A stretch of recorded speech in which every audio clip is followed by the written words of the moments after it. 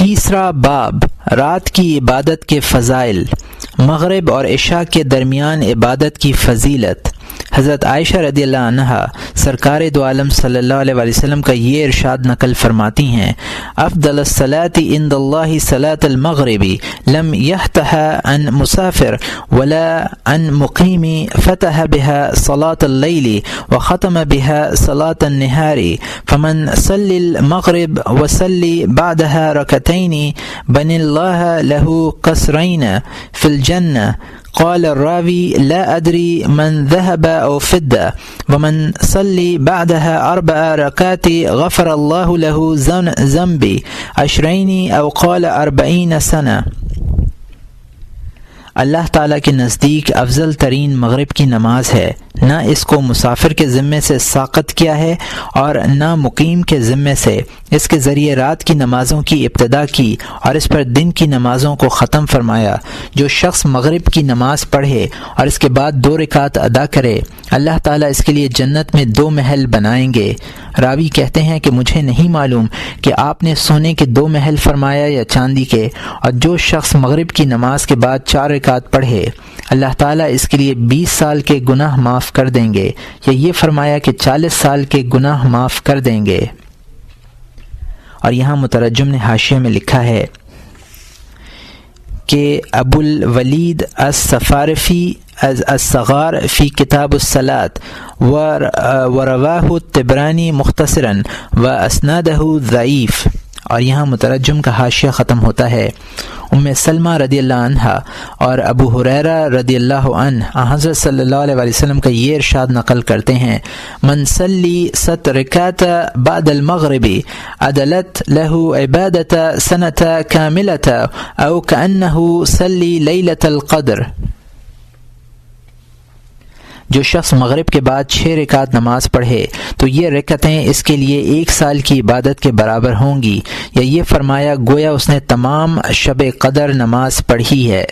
اور یہاں مترجم نے حاشیے میں لکھا ہے کہ ترمذی اور ابن ماجہ نے یہ روایت نقل کی ہے، اس میں سنۃ کاملۃ کی جگہ 12 سنۃ ہے۔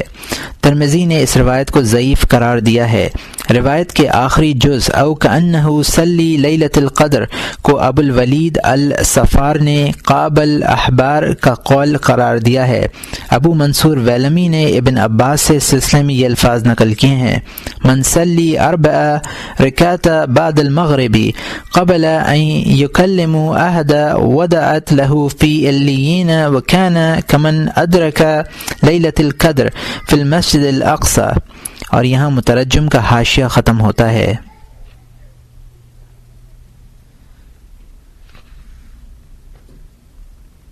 سعید ابن جبیر ثوبان رضی اللہ تعالیٰ عنہ سے روایت کرتے ہیں کہ سرکار دو عالم صلی اللہ علیہ وسلم نے ارشاد فرمایا: من اکف نفسہ ما بین المغرب والعشاء فی مسجد جماعت لم یتکلم الا بصلاۃ او قرآن کأن حقا علی اللہ ان یبنی له قصرین فی الجنۃ مسیرا کل قصر منهما 100 عام ویغرس له بینهما غراء سألوا طافه اہل الدنیا لو سعهم۔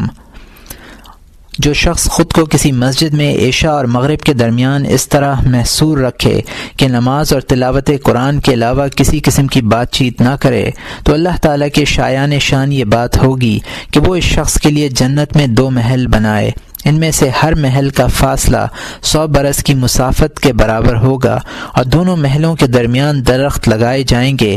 اگر روئے زمین کے تمام لوگ وہاں گھومیں تو وہ جگہ سب کے لیے کافی ہوگی۔ اور یہاں مترجم نے حاشیے میں لکھا ہے کہ یہ حدیث مجھے نہیں ملی، البتہ اسی مضمون کی ایک روایت ابن عمر رضی اللہ تعالیٰ عنہ سے منقول ہے۔ کتاب الصلاۃ میں یہ روایت گزر چکی ہے۔ رسول اللہ، اور یہاں مترجم کا حاشیہ ختم ہوتا ہے۔ رسول اللہ صلی اللہ علیہ وسلم ارشاد فرماتے ہیں: من رکع 10 رکعات ما بین المغرب والعشاء بنی اللہ له قصر فی الجنہ۔ فقال عمر رضی اللہ عنہ: اذا تکثر قصورنا یا رسول اللہ؟ فقال: اللہ اکبر وافضل، او قال اطیب۔ جو شخص مغرب اور عشاء کے درمیان 10 رکعت پڑھے گا اللہ تعالیٰ اس کے لیے جنت میں ایک محل بنائیں گے۔ حضرت عمر رضی اللہ تعالیٰ عنہ نے عرض کیا یا رسول اللہ تب تو ہمارے پاس بہت سارے محل ہوں گے۔ فرمایا اللہ بہت بڑا ہے، بڑے فضل والا ہے، یا فرمایا بڑا پاک ہے۔ اور یہاں مترجم نے حاشیے میں لکھا ہے کہ ابن المبارک نے کتاب الزہد میں یہ روایت عبد الکریم ابن الحرث سے مرسلاً نقل کی ہے، اور یہاں مترجم کا حاشیہ ختم ہوتا ہے۔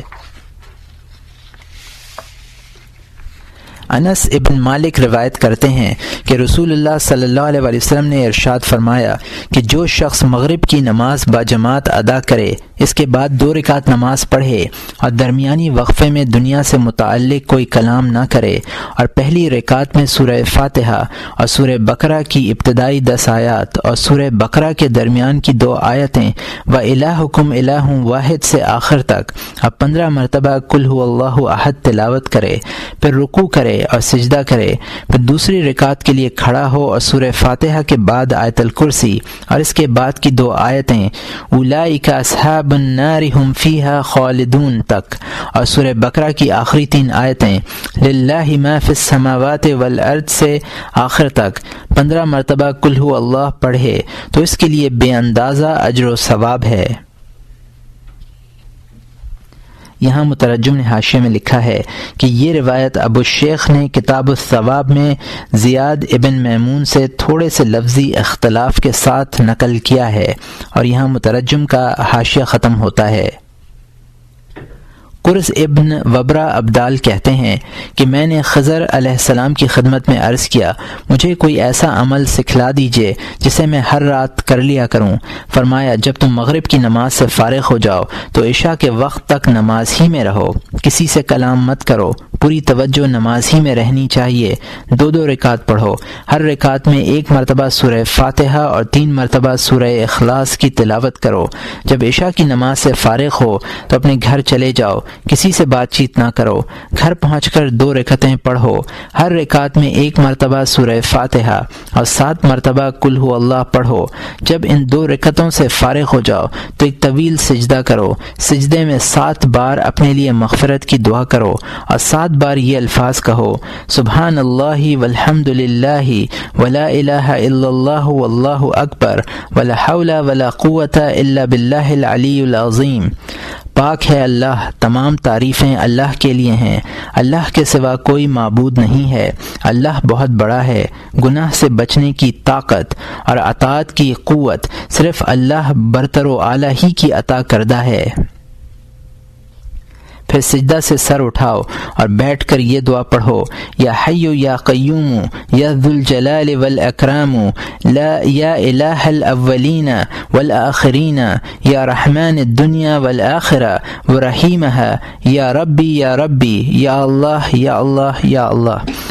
اے زندہ، اے کارساز عالم، اے عظمت اور بزرگی والے، اے اگلوں اور پچھلوں کے معبود، اے دنیا اور آخرت کے رحمان و رحیم، اے پروردگار، اے پروردگار، اے اللہ، اے اللہ، اے اللہ۔ پھر کھڑے ہو جاؤ اور ہاتھ اٹھا کر یہی الفاظ کہو، اس کے بعد دائیں کروٹ سے لیٹ جاؤ، بستر پر لیٹ کر سرکار دو عالم صلی اللہ علیہ وسلم پر درود پڑھو اور اس وقت تک پڑھو کہ پڑھتے پڑھتے نیند آ جائے۔ قرز ابن وبرہ کہتے ہیں کہ میں نے عرض کیا مجھے یہ بتلا دیجئے کہ آپ کو یہ عمل کس نے سکھلایا ہے؟ فرمایا میں نے یہ عمل حضرت محمد مصطفیٰ صلی اللہ علیہ وسلم سے سیکھا ہے، جب آپ پر اس عمل کی وحی آئی تو میں وہاں حاضر تھا۔ اور یہاں مترجم نے حاشیے میں لکھا ہے کہ اس حدیث کی کوئی اصل مجھے نہیں ملی، اور یہاں مترجم کا حاشیہ ختم ہوتا ہے۔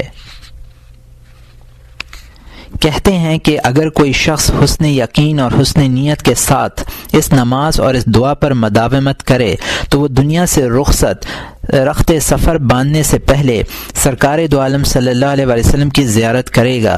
چنانچہ بعض لوگوں نے اس عمل کا التزام کیا تو انہوں نے دیکھا کہ وہ جنت میں ہیں، وہاں بہت سے انبیاء ہیں، سرکار دو عالم صلی اللہ علیہ وسلم بھی تشریف فرما ہیں، آپ نے ان سے گفتگو بھی فرمائی اور تعلیم ہدایت سے بھی نوازا۔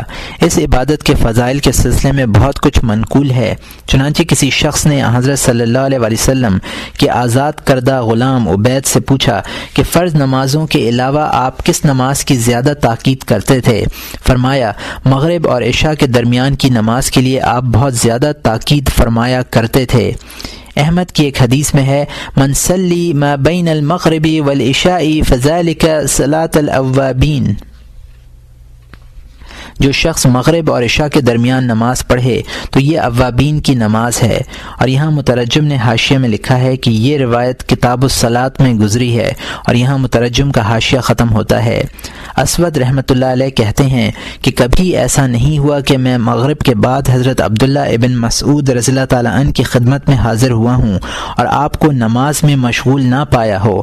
میں نے آپ سے اس کی وجہ دریافت کی، فرمایا یہ غفلت کا وقت ہے اس لیے میں نماز پڑھتا ہوں۔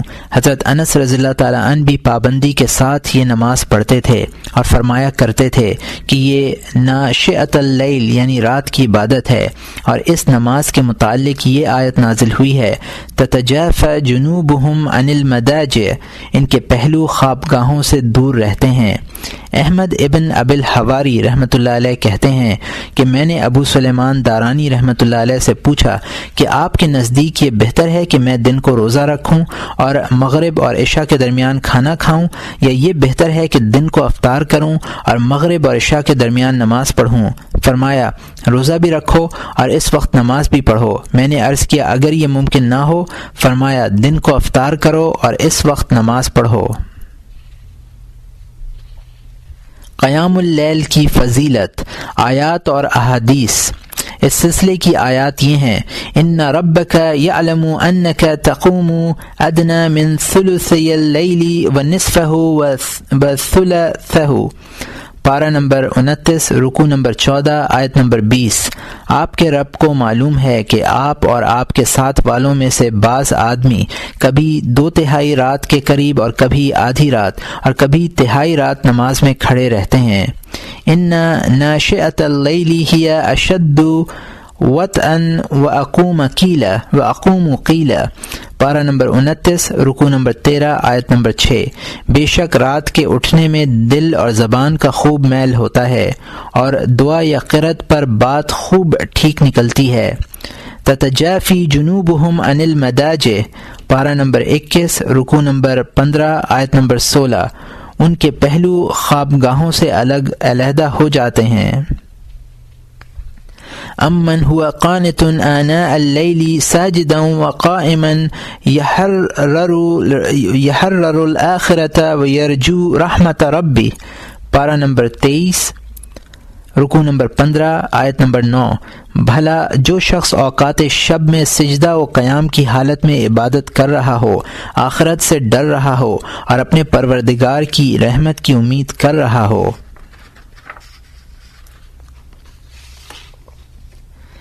والذین یبیتون لربہم سجدا وقیاما، پارہ نمبر 19 رکوع نمبر 4 آیت نمبر 64۔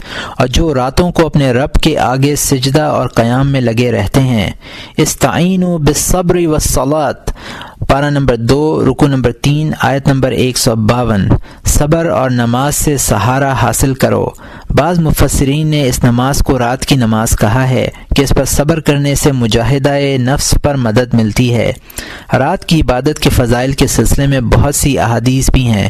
حضرت صلی اللہ علیہ وسلم ارشاد فرماتے ہیں یقعد الشیطان علی قافیۃ راس احدکم اذا هو نام 3 عقد یضرب مکان کل عقدۃ علیک لیل طویل فارقد فإن استيقظ وذكر الله تعالى انحلت عقدة فإن صلي انحلت عقدة فالصبح نشيط طيب النفس وإلا أصبح خبيث النفس كسلان۔ یہ بخاری و مسلم کی حدیث ہے جس کو ابو ہریرہ رضی اللہ تعالیٰ عنہ نے روایت کیا ہے۔ تم میں سے جب کوئی شخص سوتا ہے تو شیطان اس کی گدی پر 3 گرہیں لگا دیتا ہے اور ہر گرہ پر یہ پھونک دیتا ہے کہ ابھی رات بہت لمبی ہے، سوتا رہ۔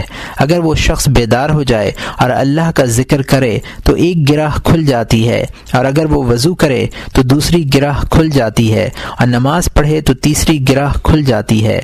صبح کو وہ نشاط اور سرور کی کیفیت کے ساتھ اٹھتا ہے، ورنہ اس حالت میں اٹھتا ہے کہ اس کا نفس خبیث ہو اور جسم سست ہو۔ کسی نے حضرت صلی اللہ علیہ وسلم کی خدمت میں ایک شخص کا ذکر کیا، وہ تمام رات سوتا رہا۔ آپ صلی اللہ علیہ وسلم نے ارشاد فرمایا، ذاک بال الشیطان فی اذنی۔ یہ بخاری و مسلم کی حدیث ہے جس کو ابن مسعود رضی اللہ تعالی عنہ نے روایت کیا ہے۔ اس شخص کے کان میں شیطان نے پیشاب کر دیا تھا۔ ان الشیطان سعوت و لعوق و ضرور فإذا أسعت العبد ساء خلقه وإذا ألأك ضرب لسانه بالشر وإذا زرها نام الليل حتى يصبح۔ شیطان کے پاس ایک سونگنے کی چیز ہوتی ہے، ایک چلنی ہوتی ہے اور ایک آوازدار چیز انجن وغیرہ ہے۔ جب شیطان کسی چیز کو سنگھا دیتا ہے تو اس کے اخلاق خراب ہو جاتے ہیں، اور جب وہ چٹنی چٹا دیتا ہے تو اس کی زبان فحش ہو جاتی ہے، اور جب وہ انجن لگا دیتا ہے تو صبح تک سوتا رہتا ہے۔ اور یہاں مترجم نے حاشیے میں لکھا ہے کہ طبرانی میں یہ روایت حضرت انس رضی اللہ تعالی عنہ سے ان الفاظ میں منقول ہے، ان للشیطان لعوق وکہل فإذا لأق الإنسان من لأوك ضرب لسانه بالشرر إذا كحله من كحله نامت عيناها عن الذكر۔ بازار نے سمرہ ابن جندب سے یہ حدیث روایت کی ہے، اور یہاں مترجم کا حاشیہ ختم ہوتا ہے۔ ترجمہ رسول اللہ شیطان کے ترجمہ بیان کر دیا گیا ہے۔ قال صلی اللہ علیہ وسلم رکعتان یرکعہما العبد فی جوف اللیل خیر له من الدنیا وما فیها ولولا ان اشق علی امتی لفرضتہما علیہم۔ رسول اللہ صلی اللہ علیہ وسلم نے فرمایا، وہ 2 رکعتیں جو بندہ درمیان رات میں پڑھتا ہے اس کے لیے دنیا و ما فیہا سے بہتر ہیں۔ اگر مجھے امت کی مشقت کا خوف نہ ہوتا تو میں ان 2 رکعتوں کو ان پر فرض قرار دے دیتا۔ اور یہاں مترجم نے حاشیے میں لکھا ہے، ابو منصور ویلمی میں ابن عمر رضی اللہ تعالیٰ عنہ نے یہ روایت کیا ہے۔ آدم ابن ابی ایاس نے کتاب الثواب میں اور ابن نصر المزوری نے کتاب قیام اللیل میں حسان ابن عطیہ سے یہ روایت مرسلاً نقل کی ہے، اور یہاں مترجم کا حاشیہ ختم ہوتا ہے۔ جابر رضی اللہ تعالیٰ عنہ حضرت صلی اللہ علیہ وسلم کا یہ ارشاد نقل کرتے ہیں، ان من اللیل ساعۃ لا یوافقها عبد مسلم یسأل اللہ تعالی فیها خیر الا اعطاہ ایاہ۔ یہ مسلم کی حدیث ہے۔ رات میں ایک گھڑی ایسی ہوتی ہے کہ اگر کوئی مسلمان بندہ اسے پاتا ہے اور اس میں اللہ سے خیر کی درخواست کرتا ہے تو اللہ تعالیٰ اسے عطا فرماتے ہیں۔ مغیرہ ابن شعبہ رضی اللہ تعالیٰ عنہ بیان کرتے ہیں کہ رسول اکرم صلی اللہ علیہ وسلم رات کو اتنی دیر تک کھڑے رہے کہ پاؤں مبارک پر ورم آ گیا اور پھٹ گئے۔ لوگوں نے عرض کیا، یا رسول اللہ، آپ کے اگلے پچھلے تمام گناہ معاف کر دیے گئے ہیں، پھر آپ کیوں اس قدر مشقت برداشت کرتے ہیں؟ ارشاد فرمایا، افلا اکون عبدا شکورا۔ یہ بخاری و مسلم کی حدیث ہے، کیا میں شکر کرنے والا بندہ نہ بنوں؟ اس ارشاد سے آپ کے مرتبہ و عظمت میں زیادتی کی طرف اشارہ ہے، کیونکہ شکر سے اس نعمت میں اضافہ ہوتا ہے جس کے لیے شکر ادا کیا جائے۔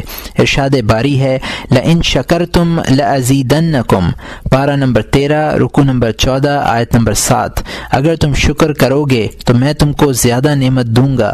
رسول اکرم صلی اللہ علیہ وسلم نے حضرت ابو ہریرہ رضی اللہ تعالیٰ عنہ سے ارشاد فرمایا، یا ابا ہریرہ اترید ان تکون رحمت اللہ علیک حیا و میت و مقبور او مبعوث قم من اللیل فصلی وانت ترید رضا ربک یا ابا ہریرہ صلی فی زوایا بیتک یکن نور بیتک فی السماء کنور الکواکب والنجم عند اہل الدنیا۔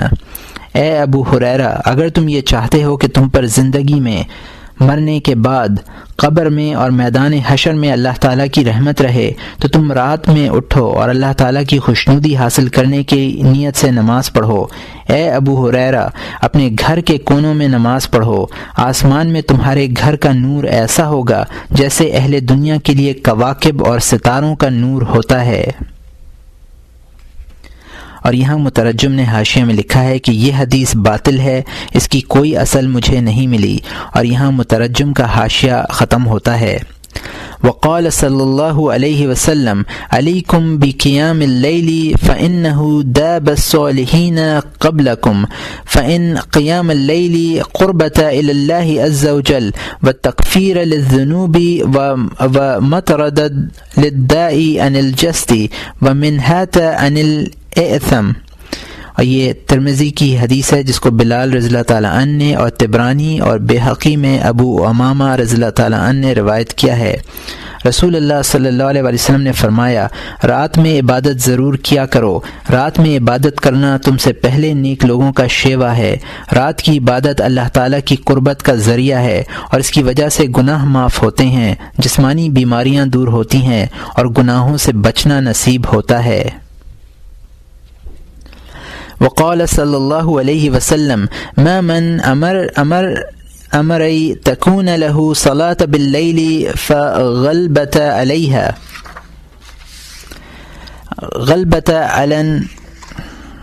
عليها النوم إلا كتب له أجر صلاته وكان نومه صدقة عليه۔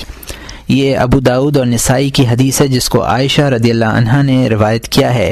فرمایا، جو شخص رات کو نماز پڑھتا ہو اور کسی دن نیند غالب ہو جائے اور وہ نماز نہ پڑھ سکے تو اس کے لیے نماز کا ثواب لکھا جاتا ہے اور سونا اس کے حق میں صدقہ ہوتا ہے۔ حضرت ابو ذر رضی اللہ تعالیٰ عنہ نے ارشاد فرمایا، لو اردت سفر اعددت له عدد قال نعم قال فكيف سفر طريق القيامة إلا أنبئك يا أبا ذر بما ينفعك ذلك اليوم قال بلى يا بي أنت وأمي قال ثم يوم شديد شدء الحر ليوم النشور وصلي ركعتين في ظلمة الليل لوحشة القبور حج العظائم الأمور وتصدق بصدقة على مسكين أو كلمة حق تقولها أو كلمة شر تسكت عنها۔ جب تم سفر کا ارادہ کرتے ہو تو اس کے لیے تیاری کرتے ہو یا نہیں؟ ابو ذر نے عرض کیا، جی ہاں۔ آپ نے فرمایا، پھر قیامت کے سفر کی کیا تیاری کی ہے؟ کیا میں تمہیں وہ بات نہ بتلا دوں جو اس دن فائدہ دے؟ ابو ذر نے عرض کیا، آپ پر میرے ماں باپ قربان ہوں، ضرور بتلائیے۔ فرمایا، قیامت کے دن کی شدت سے بچنے کے لیے کسی گرم ترین دن روزہ رکھو، قبر کی وحشت سے بچنے کے لیے رات کی تاریکی میں 2 رکعت نماز پڑھو، بڑے بڑے امور کے لیے حج کرو اور کسی مسکین کو صدقہ دو یا کوئی حق بات ہی کہہ دو یا کسی بری بات سے سکوت اختیار کر لو۔ روایات میں ہے کہ حضرت صلی اللہ علیہ وسلم کے زمانے میں ایک شخص تھا جو جب لوگ سو جاتے تھے تو وہ اٹھ کر نماز پڑھتا اور قرآن کریم کی تلاوت کرتا اور یہ دعا کرتا کہ اے اللہ مجھے دوزخ سے نجات دیجیے۔ لوگوں نے سرکار دو عالم صلی اللہ علیہ وسلم سے اس شخص کا تذکرہ کیا۔ آپ نے فرمایا، جب وہ اٹھے اور نماز وغیرہ پڑھے تو مجھے اس کی اطلاع کر دینا۔ جب رات میں اس نے عبادت شروع کی تو آپ تشریف لائے، اس کی دعا سنی۔ صبح کو اس شخص سے فرمایا، تم اللہ سے جنت کیوں نہیں مانگتے؟ اس شخص نے عرض کیا، یا رسول اللہ، میں اس درخواست کا اہل نہیں ہوں اور نہ میرے اعمال اس قابل ہیں۔ تھوڑی دیر بعد حضرت جبرائیل علیہ السلام آئے اور انہوں نے عرض کیا، یا رسول اللہ، فلاں شخص کو یہ خوشخبری سنا دیجئے کہ اللہ نے اس کو دوزخ سے نجات عطا کر دی ہے۔ اور یہاں مترجم نے حاشیے میں لکھا ہے کہ مجھے اس کی اصل نہیں ملی، اور یہاں مترجم کا حاشیہ ختم ہوتا ہے۔ یہ بھی روایت ہے کہ جبرائیل علیہ السلام سرکار دو عالم صلی اللہ علیہ وسلم کی خدمت میں حاضر ہوئے اور عرض کیا کہ عبداللہ ابن عمر رضی اللہ عنہ اچھے آدمی ہیں، اگر رات کو نماز پڑھا کریں۔ آپ نے ابن عمر رضی اللہ تعالیٰ عنہ کو جبرائیل علیہ السلام کی رائے سے آگاہ فرما دیا۔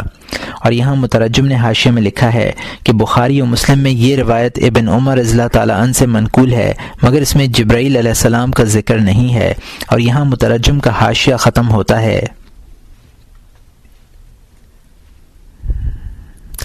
اس واقعے کے بعد ابن عمر رضی اللہ تعالیٰ عنہ رات کو جاگنے لگے اور پابندی کے ساتھ نماز پڑھنے لگے۔ چنانچہ آپ کے خادم حضرت نافع رحمۃ اللہ علیہ فرماتے ہیں کہ آپ رات بھر نماز پڑھا کرتے تھے۔ رات کے آخری حصے میں مجھ سے دریافت فرماتے، نافع صبح ہو گئی؟ میں عرض کرتا ابھی نہیں ہوئی۔ یہ سن کر وہ پھر نماز میں مشغول ہو جاتے۔ تھوڑی دیر کے بعد یہی سوال دوبارہ کرتے، وہی جواب دیتا۔ اس کے بعد وہ بیٹھ کر استغفار کرنے لگتے ہیں۔ ان کی نماز اور دعاؤں کا سلسلہ صبح صادق تک جاری رہتا۔ حضرت علی رضی اللہ تعالیٰ عنہ فرماتے ہیں کہ ایک دن حضرت یحییٰ ابن زکریہ علیہ السلام نے جو کی روٹی پیٹ بھر کر کھا لی، رات میں سوئے تو بیدار نہ ہو سکے، اور وہ وظیفہ فوت ہو گیا جو رات کو اٹھ کر پڑھنے کا معمول تھا۔ صبح کو وحی آئی کہ اے یحییٰ، کیا تمہیں میرے گھر سے بہتر کوئی گھر مل گیا ہے، یا میرے پڑوس سے بہتر کوئی پڑوس مل گیا ہے؟ میری عزت اور جلال کی قسم اے یحییٰ، اگر تم جنت کی ایک جھلک دیکھ لو تو شوق کی حرارت سے تمہاری چربی پگھل جائے اور جان نکل جائے، اور اگر جہنم میں جھانک لو تو مارے خوف کے خون کے آنسو رو اور سٹارٹ کے بجائے لوہا پہننا شروع کر دو۔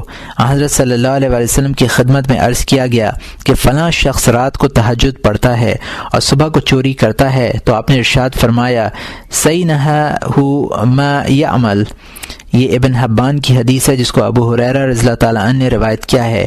رات کی نماز اسے اس فعل سے روک دے گی۔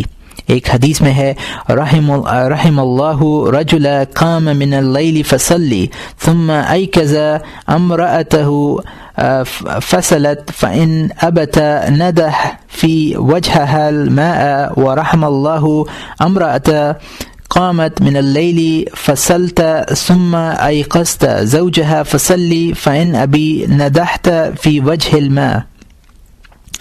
یہ ابو داود اور ابن حبان میں ابو ہریرہ رضی اللہ تعالیٰ عنہ نے روایت کیا ہے۔ اللہ تعالیٰ اس شخص پر رحم فرمائے جو رات کو اٹھ کر نماز پڑھے، پھر اپنی بیوی کو جگائے اور وہ نماز پڑھے۔ اگر بیوی اٹھنے سے انکار کرے تو وہ اس کے چہرے پر پانی چھڑک دے۔ اللہ تعالیٰ اس عورت پر رحم کرے جو رات کو اٹھ کر نماز پڑھے، پھر اپنے شوہر کو جگائے۔ اگر اس کا شوہر اٹھنے سے انکار کرے تو وہ اس کے چہرے پر پانی چھڑک دے۔ قال صلی اللہ علیہ وسلم من استيقظ من اللیل وایقظ امرأته فصلی رکعتین كتب من الذاکرین اللہ کثیرا او الذاکرات۔ یہ ابو داود اور نسائی میں ابو ہریرہ رضی اللہ تعالیٰ عنہ نے روایت کیا ہے۔ فرمایا جو شخص رات کو اٹھے اور اپنی بیوی کو جگائے، پھر وہ دونوں 2 رکعت نماز پڑھیں تو ان کا شمار بہت زیادہ ذکر کرنے والے مردوں اور عورتوں میں ہوگا۔ قال صلی اللہ علیہ وسلم افضل الصلاة بعد المکتوبة قیام اللیل۔ یہ مسلم کی حدیث ہے جس کو ابو ہریرہ رضی اللہ تعالیٰ عنہ نے روایت کیا ہے۔ فرمایا فرائض کے بعد افضل ترین نماز رات کی نماز ہے۔ حضرت عمر ابن الخطاب رضی اللہ عنہ سرکار دو عالم صلی اللہ علیہ وسلم کا یہ ارشاد نقل کرتے ہیں، من نام عن حسبہ او عن شیء منہ فقراہ بین صلاة الفجر والظہر کتب لہ کأنہ قراہ من اللیل۔ اور یہ مسلم کی حدیث ہے، جو شخص سونے کی وجہ سے اپنا وظیفہ نہ پڑھ سکے یا کچھ پڑھے اور کچھ باقی رہ جائے، پھر وہ فجر اور ظہر کی نمازوں کے درمیانی وقفے میں اپنا وظیفہ پورا کرے تو اس کے لیے اتنا ثواب لکھا جائے گا کہ گویا اس نے رات سے پڑھا ہے۔